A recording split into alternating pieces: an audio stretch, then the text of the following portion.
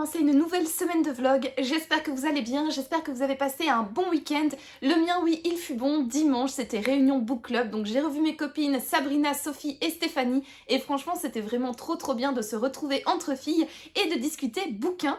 Sinon, moi, comme je vous l'avais annoncé dans mon précédent vlog, et d'ailleurs, si vous ne l'avez pas encore vu, je vous invite bien évidemment à aller le voir. Je vous le mettrai comme d'habitude ici, dans le petit i. Donc comme je vous l'avais annoncé, je suis en pleine lecture d'un Agatha Christie. J'ai sorti de ma palle les 7 cadrans.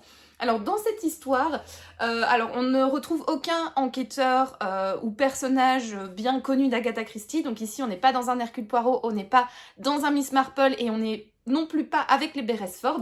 Ce sont d'autres personnes qui mènent l'enquête, principalement, donc comment il s'appelle encore? Je sais que la fille s'appelle Bundle, c'est son petit surnom.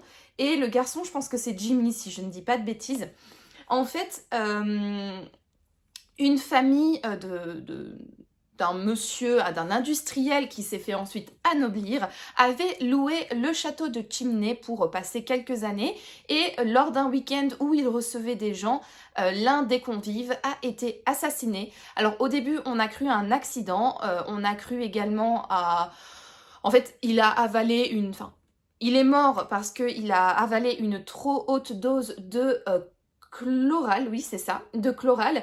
Et en fait, on pensait que c'était un accident, qu'il s'était, voilà, il buvait ça pour s'endormir parce qu'il avait des problèmes de sommeil et qu'il a forcé la dose sans le faire exprès et que voilà, banal accident de dosage. Sauf que Bundle, donc qui est la fille du propriétaire du château de Chimney, qui ensuite, une fois que la location du château s'est terminée, son père et elle sont retournés vivre là-bas. Eh bien, elle a malencontreusement rencontré quelqu'un qui, lors de son dernier souffle, lui a dit quelque chose. Et en fait, ça lui a mis un petit peu la puce à l'oreille. Et elle se pose la question, est-ce que le monsieur qui est mort dans le château de Chimney, qui s'appelait Jerry Wade, pour le prononcer à l'English, m'est avis que sa mort n'était pas une mort... une mort, enfin pas naturelle, mais allez, une mort accidentelle, mais elle sent que c'est potentiellement un meurtre, d'autant plus que le fameux monsieur Wade n'avait pas du tout des problèmes de sommeil pour s'endormir. Au contraire, c'était un très gros dormeur et il avait là-dessus aucun problème. Et donc Bundle et Jimmy, qui est un garçon qu'elle a été voir parce que c'était un ami de Jerry Wade, qui est donc décédé à Chimney, elle va le rencontrer, elle va lui faire part de ses doutes, et puis ensuite tous les deux vont un peu mener l'enquête pour savoir qu'est-ce qui est arrivé à ces personnes qui sont décédées, et également aussi bien Jerry Wade que l'autre personne, aussi bien Jerry Wade que l'autre personne qui est décédée dans les bras de Bundle ont tous les deux parlé des 7 cadrans, et donc voilà, d'où le titre de ce livre.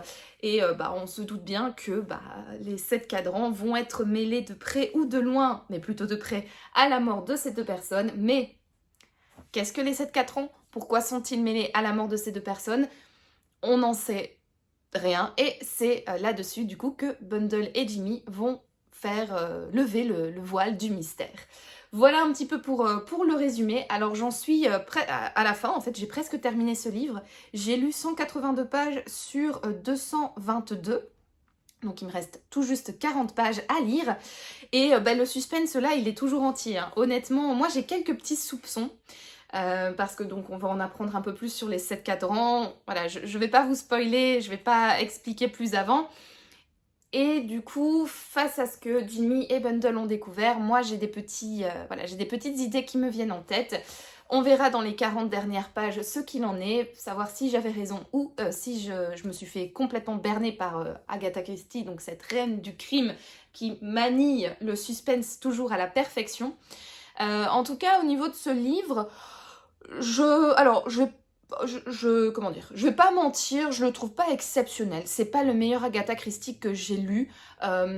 Jusqu'à plus ou moins la moitié du livre, j'avais vraiment du mal avec les personnages parce que voilà, on est dans la société anglaise, il va avoir des réunions avec plusieurs personnes de la haute société.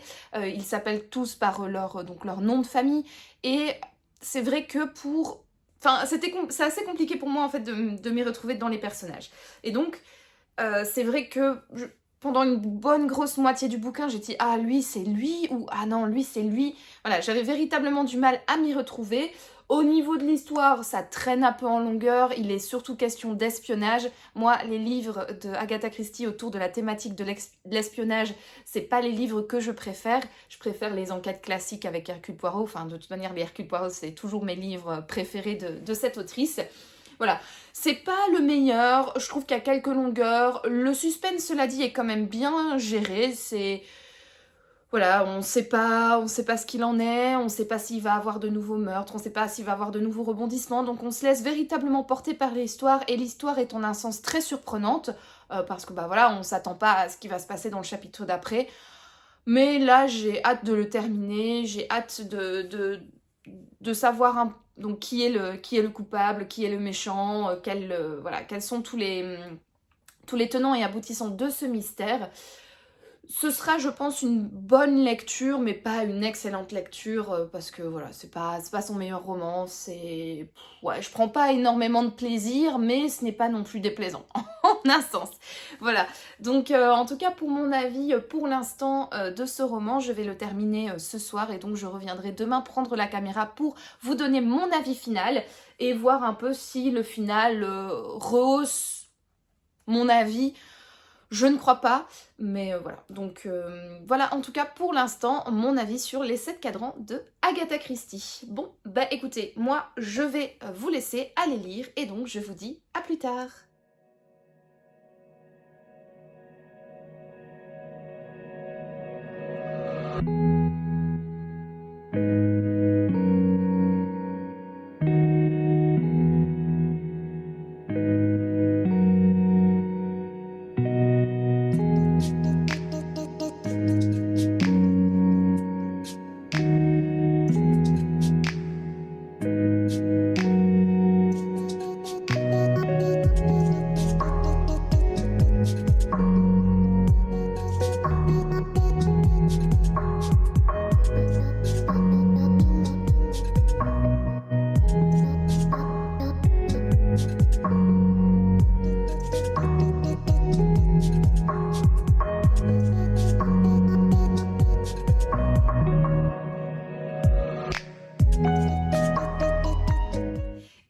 On se retrouve, nous sommes lundi et je viens clôturer cette 43e semaine de vlog. Alors, j'ai remarqué que dans le rush précédent, j'avais totalement omis de vous parler d'une lecture que j'ai faite lundi dernier, lundi soir. Si vous avez vu mon précédent vlog, je vous avais dit que je pensais lire une petite BD. Et en fait, c'est ce que j'ai fait avant de continuer le Agatha Christie. J'ai lu le 4e et dernier tome de Un putain de salopard de Loisel et Pont. Donc ce livre-là, je vous en ai déjà parlé, en tout cas je vous ai parlé du premier volume dans l'un de mes vlogs précédents. Je vous mettrai le vlog juste ici si vous avez envie d'aller le voir. En fait, c'est une BD que j'ai reçue de la part de mes beaux-parents à Noël. J'ai reçu le tome 1 et je l'avais lu dans la foulée, juste le lendemain en fait. Et j'avais totalement accroché avec cette histoire. En fait, c'est un thriller qui est mis en BD et qui raconte l'histoire de Max, qui est ce garçon-là que vous voyez de loin, mais bon bref, qui raconte l'histoire de Max, qui est un jeune, enfin, qui est un...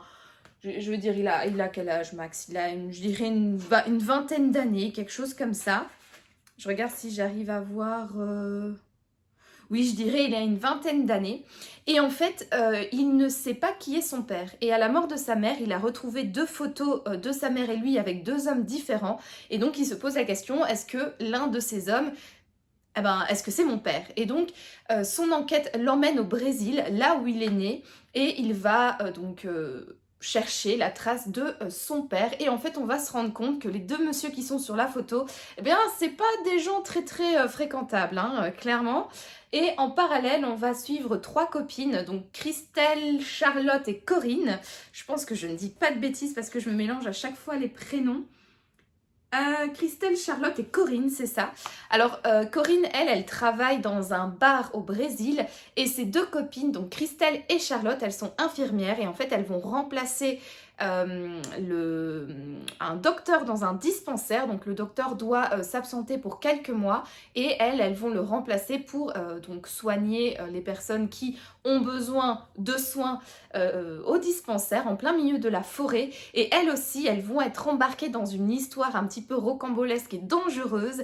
Et au plus on va avancer dans les tomes, au plus on va apprendre un peu plus sur ces différents mystères, donc les deux voies qu'ont pris nos personnages principaux.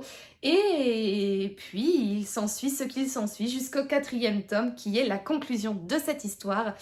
Je vous ai parlé d'ailleurs du tome 2 et du tome 3 dans le vlog précédent, donc je vous l'ai déjà mis. Je vous l'ai déjà mis dans le petit, donc ça, mon intervention ne sert strictement à rien. Mais donc dans le vlog précédent, je vous ai parlé du coup du tome 2 et du tome 3.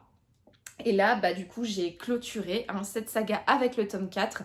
Et franchement, c'était trop bien. Alors, j'ai trouvé que le tome 2 et le tome 3, c'était les deux meilleurs tomes. Le tome 1 est très introductif. Le tome 2, le tome 3, la tension, le suspense sont vraiment à leur comble. Quand on a terminé le tome 2, on n'a qu'une envie, c'est d'enchaîner avec le tome 3. Et quand on a terminé le tome 3, on n'a qu'une envie, c'est d'enchaîner avec le tome 4. Ici, le tome 4, bon, c'est un petit peu stupide ce que je vais dire, mais c'est un tome de conclusion. Donc, comme le premier tome qui était celui de l'introduction, celui-ci est un petit peu moins tendu. Alors, il y a quand même du rythme au niveau de l'intrigue, parce que c'est un petit peu l'apogée, c'est un petit peu la conclusion de toutes les histoires, et donc forcément on apprend les tenants et aboutissants des différents mystères qui traînent depuis le premier volume.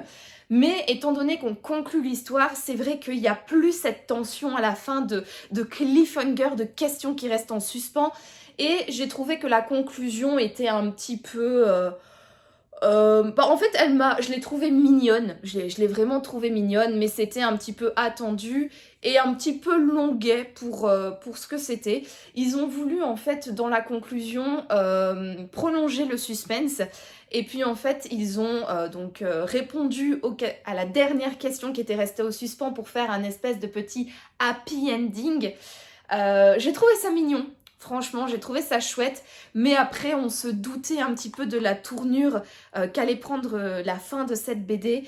Et j'avoue, il y a un petit côté un petit peu maso de ma part, qui aurait bien aimé qu'en fait tout est mal qui finit pas bien. J'aurais bien aimé un petit peu plus de cruauté, un petit peu plus de...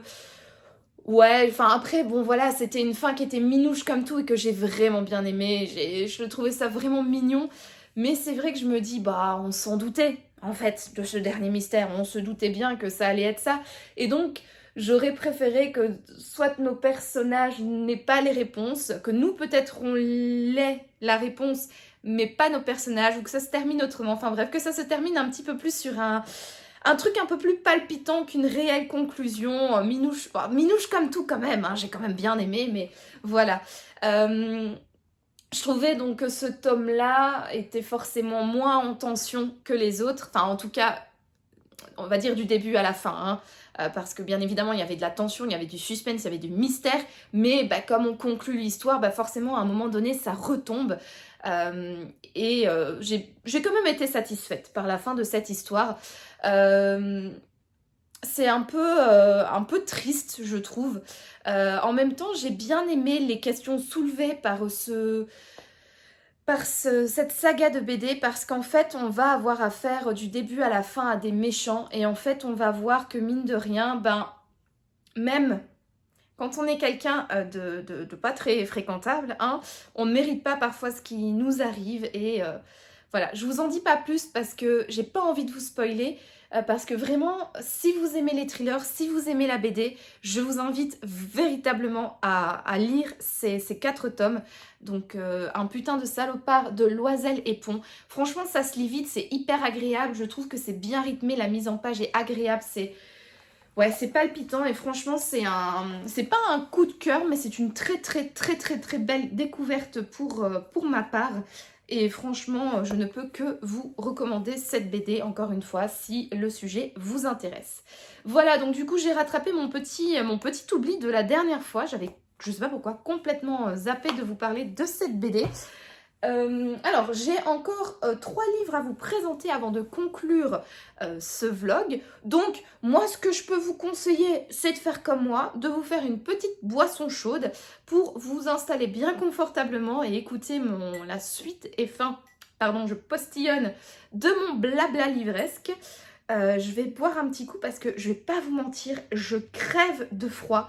Il fait super beau Luxembourg, enfin le soleil a fait son grand retour parmi nous, mais ça s'est quand même couplé avec une chute drastique des températures. J'adore le temps froid sec et avec du soleil, mais j'avoue que là j'étais pas très prête pour la descente des températures, hein, on va pas se mentir. Et du coup je suis véritablement congelée, j'ai mes mains gelées, mon nez. Ça va, il est pas trop rouge, parce que j'ai tendance, quand j'ai froid, à avoir le nez qui rougit.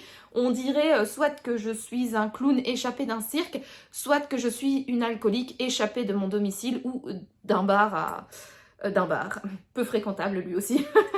Mais voilà, donc j'ai hyper froid, donc je me permets de faire une petite pause pour me réchauffer les mains, boire 2-3 petites gorgées, et donc bah, je vous invite, comme je vous l'ai dit, à faire de même pour attaquer la suite. Donc, pour vous mettre un petit peu en mise en bouche, une petite introduction, j'ai 2 livres à vous présenter et encore une BD. Donc, allez, on va s'y mettre. Vous voyez, oups, pas renverser quand même mes plantes. Alors, ah, on m'appelle, je reviens tout de suite. Voilà, désolée, j'étais avec mon mari qui est au ski et donc c'était le petit FaceTime du soir. Sinon, donc j'en étais à mon Agatha Christie, donc les 7 cadrans. Donc je vous avais dit dans le rush précédent que j'avais bientôt terminé ce livre et que je viendrais vous donner mon avis final. Parce qu'en fait, alors je vais pas dire que mon avis a 100% changé, mais j'ai été vachement surprise par ce final. Encore une fois, Agatha Christie m'a bluffé de A à Z. Je n'ai pas vu venir cette fin. Toutes mes théories, mais alors vraiment, toutes mes théories ont été mises à mal. Je n'ai pas du tout deviné l'identité du coupable. Je n'ai pas du tout deviné les tenants et aboutissants de la conclusion de ce livre. Donc, j'en reste en partie sur mon avis donné dans le rush précédent. Donc, c'est pas le meilleur Agatha Christie. Je l'ai trouvé assez lent, assez long malgré sa toute petite taille. Moi, je suis pas très fan quand Agatha Christie fait un roman d'espionnage. C'est pas les romans que je préfère d'elle. Mais en revanche, le final vaut véritablement le détour. Moi, comme je vous dis, je n'y attendais pas. J'ai été véritablement bluffée. La fin arrive un petit peu rapidement. C'est dans les 2 ou 3 derniers chapitres. Donc il y a quand même cette façon de faire à la Agatha Christie où c'est un personnage qui explique tout, qui explique comment il en est arrivé à l'identité du coupable, qui fait la grande révélation finale et qui explique véritablement tout de A à Z. Mais j'ai trouvé quand même que c'était... alors, un peu vite amené, oui et non en fait. Parce qu'au final c'était très crédible comme ça l'était, mais c'est vrai que moi j'aime bien quand même quand la fin est un peu plus travaillée et pas seulement donnée comme ça dans les 10 dernières pages. Mais cela dit, ça a fait le taf et franchement voilà, ça m'a surprise. Je reste quand même sur l'avis que c'est pas le meilleur ou un des meilleurs Agatha Christie que j'ai lu. Je suis contente de l'avoir lu, mais par contre c'est vrai que le final, voilà, j'ai été bluffée, j'ai été totalement manipulée et ce pour mon plus grand plaisir. Donc voilà sur quoi je vous avais laissé dans le précédent rush. Donc c'était sur mon avis de ce livre-là. Sinon, j'ai enchaîné samedi soir, mais j'ai lu que 2 chapitres et donc j'ai véritablement lu l'entièreté du prochain livre que je vais vous présenter dimanche, donc hier. J'ai sorti de ma palle Suspicion de Ophélie Cohen et donc je l'ai dévoré en une journée. C'était un livre incroyable. Vraiment, je pense qu'on peut parler de coup de cœur, ou en tout cas plutôt que de coup de cœur, de livre coup de poing. En tout cas, c'est une lecture marquante et je sais très bien qu'il sera dans mon bilan de l'année 2025 parce que ce livre-là, waouh, il a été... Alors, incroyable, et pas nécessairement que dans le positif, hein, parce que ce livre-là a quand même fait revenir à la surface certains traumatismes de mon adolescence et certains moments qui n'étaient pas très très agréables à vivre, que j'ai détesté vivre et dont je déteste me souvenir. Donc clairement, ça a été plutôt voilà, une extériorisation de sentiments négatifs, mais pour, entre guillemets, le plus grand bien. Entre guillemets. Je m'explique. En fait, ici, on est dans un livre, on va suivre une famille, donc Aaron, qui est un petit garçon de 10 ans, sa maman Rachel et son papa Hugo. Et en fait, la veille de l'anniversaire de Aaron, le papa a décidé de quitter sa famille pour sa maîtresse. Et donc, on va suivre pendant tout ce livre le divorce et la séparation des parents, en alternant 3 points de vue, donc le point de vue d'Aaron, l'enfant, le point de vue de Rachel, la femme qui s'est fait larguer, et le point de vue du papa, donc l'homme qui a quitté sa famille pour refaire sa vie avec sa maîtresse. Et également, dans une ellipse temporelle de 2 ans après le divorce, on va suivre une policière qui va découvrir un homme qui s'est soit suicidé, soit qui a été assassiné, on ne sait pas, on va douter tout du long, et elle va enquêter du coup sur cet homme, qui est-il, et que lui est-il arrivé? Est-ce un suicide? Est-ce un meurtre? Voilà, et on apprendra bien évidemment tout ça à la fin de ce roman. Alors, le sujet en fait qui est abordé, le sujet principal, c'est donc la séparation des parents, le divorce, et surtout, un divorce qui se passe très très mal. Et en fait, je trouve que ce livre est d'une justesse incroyable, et j'ai surtout adoré le parti pris de l'autrice dans ce livre-là. En fait, dans ce livre, Ophélie Cohen va choisir de mettre de faire de l'homme la victime. Que l'homme, pour une fois, entre guillemets, bah c'est lui la victime. C'est lui qui va être le sujet à des violences domestiques, et non pas la femme. Et c'est vrai que quand on est, à l'heure actuelle, on est vraiment dans tout ce qui est MeToo, dans tout ce qui est révélation un petit peu des violences faites aux femmes, de prendre un petit peu le contre-pied et de mettre ce livre dans un sujet un petit peu plus niche, et en tout cas dans une minorité, donc qui est la violence faite aux hommes. J'ai trouvé ça génial, parce qu'il faut vraiment pas oublier que en fait les violences, les hommes aussi sont victimes de violences, et parfois dans une situation comme un divorce, eh bien ce ne sont pas toujours les hommes qui sont les monstres, et que les femmes aussi, elles ont des mauvais côtés, et que parfois elles peuvent faire énormément de mal. Et en fait, ce que j'ai adoré, et ce qui appuie en fait encore plus cette thématique et ce parti pris que j'ai trouvé hyper intéressant, en fait, c'est la justesse des personnages. Parce qu'en fait, Ophélie Cohen ne va pas être c'est pas manichéen, en fait, comme histoire. On ne va pas avoir le papa tout gentil, tout beau, qui va s'en prendre plein la figure, et la maman qui est une vieille sorcière hystérique. Non, dès le début, les personnages, en fait, on expose leurs qualités, leurs défauts, et en fait, au début, le papa, on comprend que c'est le pire des CO2NARD. Véritablement, c'est pas quelqu'un de bien. Ce qu'il a fait, c'est dégueulasse. Voilà, ce qu'il a fait à son épouse, c'est odieux. Vraiment. Mais en revanche, est-ce que parce qu'il a été odieux comme ça, est-ce que ça mérite tout ce qui va se prendre sur la figure par après? Et également, Rachel, donc la maman, elle est dépeinte comme quelqu'un de gentil, etc. Mais au fur et à mesure du récit, elle va se transformer véritablement en monstre qui va en fait tout écraser sur son passage pour faire... Son seul objectif, c'est se venger de l'homme qui lui a fait du mal. Et donc, elle va juste ne plus qu'avoir cet objectif en tête, et va tout faire pour faire du mal à l'homme qui s'est séparé d'elle, quitte à détruire tout sur son passage.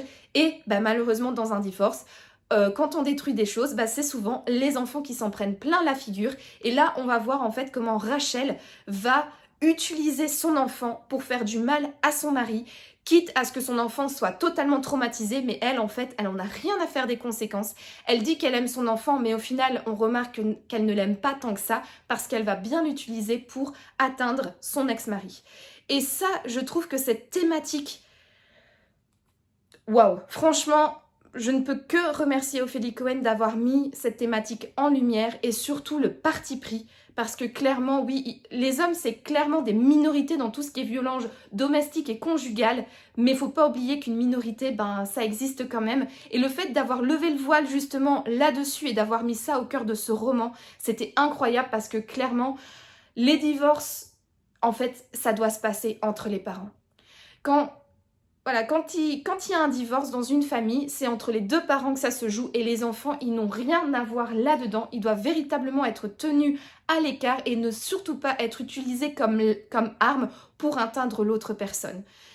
Et franchement, moi, ayant vécu le divorce de mes parents qui était catastrophique, ben, je me suis énormément retrouvée dans cette histoire et je vous dis, ça a réveillé plein de mauvais souvenirs en moi parce que bah, clairement, voilà, on s'est également servi de moi pour atteindre l'autre dans le divorce de mes parents et ben, même si ma situation est moins dramatique que celle de Aaron ici dans ce livre, eh bien encore aujourd'hui j'en porte malheureusement les stigmates voilà, de cette utilisation en tout cas. Et je trouve en fait qu'elle a réussi, Ophélie Cohen, à bien retranscrire ça, à bien retranscrire tout ce qui était manipulation psychologique qu'on peut faire sur un enfant. Et également quand on est du point de vue d'Aaron, elle a bien réussi en fait à retranscrire tout ce que l'enfant peut ressentir dans cette situation. Vous savez, cette manipulation, en fait, il ne se rend pas compte qu'il est manipulé, mais qu'il sait quand même que ce qu'il fait est mal, mais qu'il le fait quand même parce qu'il veut faire plaisir. Et en fait, véritablement, toute cette emprise psychologique qu'un parent peut avoir sur son enfant. Et honnêtement, moi, ça m'a ramené 20 ans en arrière. C'était véritablement une grosse claque pour moi. Je vais pas mentir, une fois que j'ai eu terminé ce roman, je n'ai rien fait d'autre de mon après-midi. J'ai décidé de me mettre devant la télé et de regarder Pirates des Caraïbes pour me changer les idées parce que c'est un film que j'adore et que je trouve extrêmement drôle. Parce que clairement, je vais pas mentir, quand j'ai clapé ce livre, j'ai pleuré. J'ai vraiment pleuré à chaudes larmes parce que ouais, c'était tellement réaliste, c'était tellement d'une justesse incroyable, une thématique forte, une thématique importante, et le message porté dans tout ce livre est incroyable. Et aussi, bah, ce livre est d'une tristesse infinie. Franchement, ça prend aux tripes, c'est un véritable coup de poing. Et honnêtement, je ne peux que vous conseiller de lire ce livre. C'est une pépite, une vraie pépite. En plus, c'est bien écrit. L'écriture, elle est simple, elle est fluide, elle est straight to the point. Elle va pas en faire des tonnes, en fait, pour décrire les faits, pour décrire même la psychologie des personnages. Elle va véritablement directement droit au but. Et c'est d'une justesse incroyable. Vraiment, ouais. C'est un livre qui m'a bouleversée, qui restera à jamais gravé dans ma mémoire. Et j'en ai discuté avec Sophie, donc ma copine, donc The Curiosity of S, parce qu'en fait, elle l'a lu récemment et elle m'en avait beaucoup parlé. Et c'est elle, en fait, qui m'a motivée, ou en tout cas qui m'a fortement influencée à sortir ce livre pour le lire. Et elle aussi, en fait, elle reste fortement marquée par cette histoire. Ça ne résonne pas avec son passé ou son vécu, mais mine de rien, ça a été quand même pour elle une lecture coup de poing, une lecture dont elle va se souvenir, elle m'a dit, très longtemps. Et ouais, franchement, pour la justesse de ce qui est écrit, le travail sur les personnages qui est incroyable, vraiment, c'est... Ouais, comme je l'ai dit, elle va pas faire du papa qui est une victime, une oie blanche. Non, c'est véritablement quelqu'un de détestable dès le début. Et en fait, on va avoir, au fur et à mesure qu'on avance dans ce roman, un peu ce retournement de situation. On va détester le papa et puis de plus en plus on avance, on va avoir de l'empathie pour lui et être véritablement triste pour cet homme. Et la maman, au début, on va avoir pitié d'elle. On va être, oh la pauvre, elle s'est fait larguer, c'est pas cool. Et puis en fait, au fur et à mesure du roman, on va se mettre à détester cette personne qui est juste abjecte. Et rien que pour ça, la justesse de ces personnages, c'est un énorme point fort de ce roman. Et encore une fois, gros point fort, c'est le parti pris, donc cette violence domestique mais faite aux hommes, d'avoir véritablement fait d'une minorité le cœur de ce roman, parce que comme je l'ai dit, voilà, il faut pas oublier que les hommes, ce sont pas tous des monstres et que ça existe, que des femmes soient également des CO2NA2SE dans des relations de couple. Voilà, donc livre incroyable, vraiment un livre coup de poing, lisez-le. Franchement, lisez-le. Alors, juste trigger warning, si vous avez été un enfant du divorce et que le divorce de vos parents s'est mal passé et que voilà, vous avez été vous aussi pris un petit peu comme arme pour aller blesser l'autre, attention quand même, parce que voilà, ça remue quand même pas mal d'émotions, et moi, clairement, ce livre-là, d'un point de vue sentimental et personnel privé, il ne m'a pas laissée indifférente, et ouais, c'est un livre qui restera gravé à jamais, vraiment, dans ma tête, dans mon cœur et dans ma carrière de lectrice. Voilà donc pour ma lecture de dimanche. Donc je vous l'ai dit, après ça, j'avais besoin de relâcher la pression, j'avais besoin de me changer les idées, donc j'ai regardé Pirates des Caraïbes, c'était très très cool. Ça faisait longtemps que j'avais envie de me refaire cette... Alors je sais qu'il y a eu 5 films, mais moi je ne garde que la première trilogie, parce que les 2 autres, je trouve que c'est... Enfin, j'ai pas forcément aimé les 2 derniers films, donc moi je garde que la trilogie principale avec Johnny Depp, Orlando Bloom et Keira Knightley. Donc j'ai regardé plus de la moitié du film dimanche, donc hier, et j'avais quand même envie, avant d'aller dormir, de lire un petit truc, et donc je n'avais pas envie de me plonger dans un roman. Clairement, j'avais envie de me vider la tête et d'aller vers quelque chose de plus doux et mignon. Alors vous allez voir que oui, effectivement, mais non, pas du tout, parce que j'ai décidé de sortir de ma palle une BD et j'ai décidé de sortir donc Le Château des Animaux, le tome 1, Miss Bangalore. Voilà, Miss Bangalore qui est le petit chat juste ici. Donc, je m'étais dit une petite BD avec des animaux et surtout un petit chat comme personnage principal, ça allait me changer les idées. Attendez, regardez, c'est la petite chatte avec ses bébés chatons, trop mignon, trop mignon. Alors, ça a fait le taf, parce que ça m'a quand même bien divertie, même si le sujet, ce n'est pas un sujet non plus léger, hein. Parce qu'en fait, ici, dans La Ferme des Animaux, on est un petit peu dans un remake de La Ferme des Animaux de George Orwell. Donc, en fait, on a Silvio, qui est ce taureau, et sa milice de chiens sème la terreur dans le château des animaux. Donc, en fait, ils vivent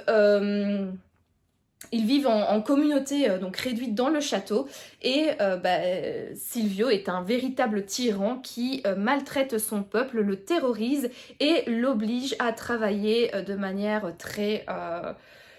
pas du tout correcte pour lui, pour un salaire de misère. Ils crèvent de faim, ils vivent dans des conditions qui ne sont pas très très confortables, ils ne mangent pas à leur guise. Enfin bref, c'est un véritable tyran et on va sentir dans ce premier tome une envie de la part des autres animaux du château des animaux, donc principalement des lapins, il y a des moutons, il y a des ânes, il y a le petit chat, il y a des oies, il y a des poules, des coqs, etc. On va voir que il va avoir une envie de ne plus se laisser faire, voilà. Il trouve que cette situation est totalement injuste et grâce à un rat qui va venir leur donner quelques idées, ils vont faire face à cette tyrannie et vont essayer de la renverser et ils vont utiliser pour cela non pas des armes mais le rire. Et justement dans le préambule de la BD, voilà, il y a un énorme, pas exagéré non plus, hein, mais il y a quand même un grand préambule au début du livre qui dit, il s'inspire bien évidemment de La Ferme des Animaux, mais que surtout ils vont s'inspirer des personnes qui au XXe siècle auront mis à mal des systèmes politiques qui privaient les gens de leur liberté, qui n'étaient pas des systèmes très très justes, etc. Non pas par la violence, mais par la paix entre guillemets, enfin en tout cas voilà, qui ne vont pas utiliser ni les armes, ni les appels à la haine, ni la colère, ni la vengeance pour leur cause. Ils sont prêts à mourir et non à tuer. Et donc en fait les auteurs s'inspirent sur comment mettre à mal une tyrannie par la non-violence, donc par le rire, par le fait d'être assez pacifique en fait dans ces conflits, et comment la non-violence va pouvoir défaire les tyrannies mises en place. Voilà, en gros un petit peu pour les inspirations. Et franchement, je trouve que cette BD est assez bien faite. Au début, de prime abord, j'étais pas non plus extrêmement conquise par les graphismes, mais au plus j'avançais dans la BD, au plus je m'attachais à la tête de ces personnages, à la mise en page, à la colorimétrie qui est quand même assez spéciale, à ces traits de crayon également qui sont spéciaux. Et au final, moi qui pensais qu'il allait avoir un problème avec ces graphismes, au final je m'y suis habituée et je les trouve extrêmement agréables, très bien faits. Ça dépeint extrêmement bien les expressions chez les animaux. Je trouve que les personnages sont également hyper bien travaillés, ils sont bien choisis. Donc on va avoir comme personnage principal, donc je vous l'ai dit, hein, la chatte ici, et elle va s'allier avec un lièvre qui est extrêmement drôle. J'adore son caractère. Le rat aussi qui leur met donc la puce à l'oreille de comment se libérer, comment obtenir sa liberté tout en ne faisant pas de mal à l'autre, parce que sinon on devient nous aussi des tyrans. Et donc il va faire un peu germer cette graine dans leurs idées et va leur donner des conseils pour comment arriver à leur fin et à leur liberté. Et franchement, je trouve que c'est un beau message qui est mis dans cette BD. C'est bien mis en scène, c'est bien... Ouais, l'histoire est vraiment chouette, j'ai beaucoup aimé, j'ai hâte de lire les prochains tomes. J'ai vu qu'il y en avait 2 qui étaient sortis, donc là c'est le tome 1, il y a le tome 2 et le tome 3 qui sont sortis, et le tome 4 apparemment va sortir prochainement, donc j'ai hâte de continuer, j'ai hâte de voir quelles aventures, dans quoi vont s'embarquer nos personnages principaux, comment vont-ils faire leur chemin jusqu'à la liberté, quels vont être les bâtons qui vont être mis dans leurs roues, etc. Est-ce qu'ils vont vivre des déconvenus ou est-ce que... Voilà, j'ai véritablement envie de connaître la suite. Je trouve que c'est un beau message. J'aime bien les animaux qui sont représentés. Donc ce taureau qui représente le dictateur, ces chiens qui représentent sa milice personnelle, les cochons qui représentent les serviteurs. Enfin, je trouve vraiment que c'est bien fait. Et comme je l'ai dit, au final, je trouve que les dessins sont vraiment beaux. Voilà, je me suis véritablement attachée au personnage, je me suis véritablement attachée à cette BD. Et j'ai hâte de la continuer. Donc, stay tuned, comme j'aime bien le dire très souvent. Sinon, après cette BD, j'ai bien évidemment sorti un roman de ma palle que j'ai commencé dans le bus aujourd'hui. Mais je vais laisser un petit peu le suspense planer. Je ne vais pas encore vous révéler le titre du livre que j'ai sorti de ma palle et que je lis pour l'instant. Je vais juste vous donner une petite information pour vous mettre l'eau à la bouche pour la semaine prochaine. C'est un livre que je lis en lecture commune avec ma copine Sophie du compte Instagram The Curiosity of S. Et c'est un livre que l'on a acheté ensemble. Donc voilà pour les petits indices. Et voilà, c'est sur ce petit mystère et devinette que je clôture ce 43e vlog. Je vous remercie d'avoir regardé cette vidéo. Si vous l'avez aimé, n'hésitez pas à me laisser un petit pouce bleu ainsi qu'un commentaire pour me dire ce que vous en avez pensé et à vous abonner à ma chaîne pour me soutenir. En attendant, moi comme toujours, je vous souhaite de passer une agréable journée, une agréable soirée ou une agréable nuit, peu importe. Et je vous dis à bientôt pour de nouvelles aventures livresques. Ciao!